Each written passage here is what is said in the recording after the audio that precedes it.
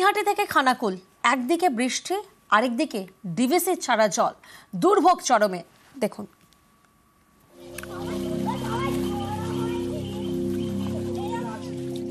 বাড়িতে জল, স্কুলের ভিতরেও জল।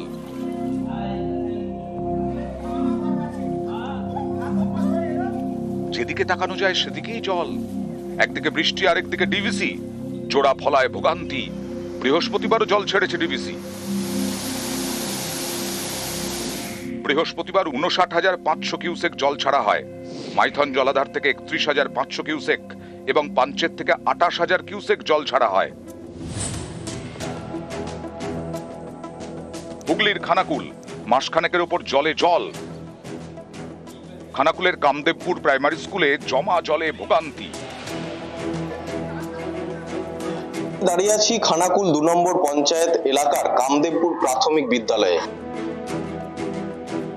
এভাবেই কিন্তু জল পেরিয়ে স্কুল চালু আছে এবং শিক্ষক থেকে ছাত্রছাত্রীদের এভাবেই এক হাঁটু জল পেরিয়ে স্কুলের দোতলায় উঠতে হচ্ছে। বিগত কয়েকদিন বর্ষার জলমগ্ন, রাস্তা জলমগ্ন হয়ে যাওয়ার জন্য আমরা ওই ফ্যান ভিজেই আসতে হচ্ছে দূর দূরান্ত থেকে আমাদেরকে। আর ছেলেপুলেদের খুব ঝুঁকি নিয়ে আসছে, সমস্ত ছোটখাটো যে অফিসিয়ালি কাজকর্মগুলো সারতে হচ্ছে। হুগলির সিঙ্গুর, এখানকার দক্ষিণ পাড়া এবং উত্তর পাড়ায় জমা জলে দুর্ভোগ।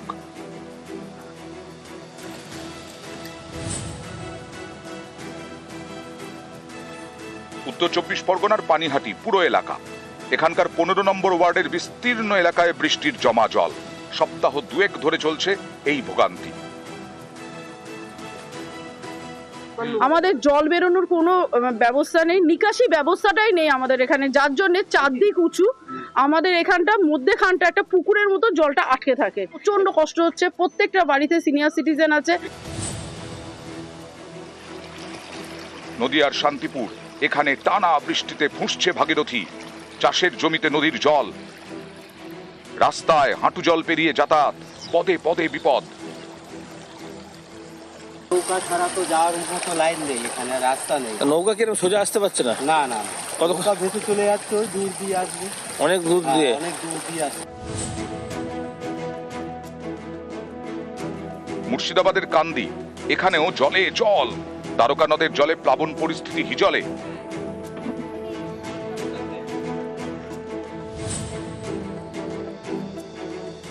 পশ্চিম মেদিনীপুরের ঘাটাল, 1.5 মাস ধরে প্লাবন পরিস্থিতি।